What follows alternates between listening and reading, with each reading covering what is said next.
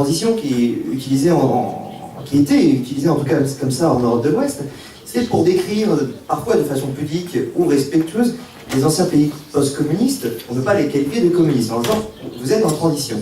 Ben, la transition a plusieurs réalités. Parfois elle existe et parfois elle n'existe pas. Elle n'existe pas en Biélorussie, par exemple.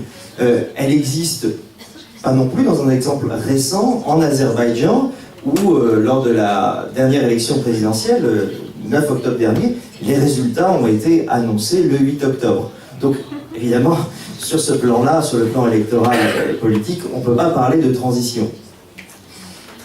Quand même, toujours sur les transitions, non pas la transition, mais les transitions. On ne peut parler des transitions qu'au pluriel. À partir du moment où on a des pays différents. Pour qu'il y ait une transition, il faut qu'il y ait un point de départ et un point d'arrivée. Sauf que tous les pays qui étaient dans la sphère de l'Union soviétique ou issus de l'Union soviétique n'étaient pas au même point de départ. C'est ce que disait Mika par rapport à la Tchécoslovaquie. Le communisme tchécoslovaque n'était évidemment pas le même que le communisme roumain ou même yougoslave. Donc à partir de ce moment-là, la transition à faire, si transition il y a, ne peut pas être la même. Et à nouveau, avant même le régime communiste, les passés des pays d'Europe de l'Est ne sont pas les mêmes. La Tchécoslovaquie a connu une vie démocratique réelle et authentique avant la Seconde Guerre mondiale, alors que ce n'était pas le cas de la Hongrie, par exemple.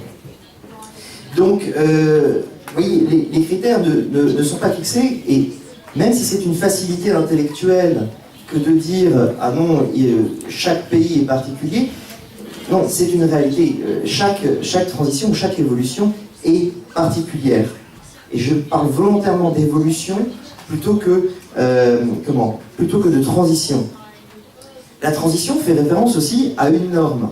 Alors, je ne vais pas parler de l'Union européenne pour la simple et bonne raison que les pays qui étaient communistes sont sortis du communisme avant même d'espérer intégrer l'Union européenne ou même de candidater vers l'Union européenne. Et en plus, c'est l'objet du débat suivant. Si on parle de modèles, ce n'est pas un modèle occidental, mais là encore, des modèles occidentaux, ou en tout cas, le résultat d'une histoire pour les pays occidentaux. Donc, est-ce que les transitions sont achevées en Europe de l'Est? Est-ce que même le terme de transition est toujours valable? Bien écoutez, c'est ce que je vais vous proposer de traiter. Tout d'abord, il y a des normes démocratiques, et là on peut voir que une diffusion des différents modèles européens. Les pays de l'Est, puisqu'on les appelait comme ça à l'époque, sur plusieurs aspects, ont achevé leur transition. Ou, tout simplement, une fois qu'ils sont passés d'un régime à l'autre, ont réussi à faire mûrir leur régime, plutôt que de parler de transition.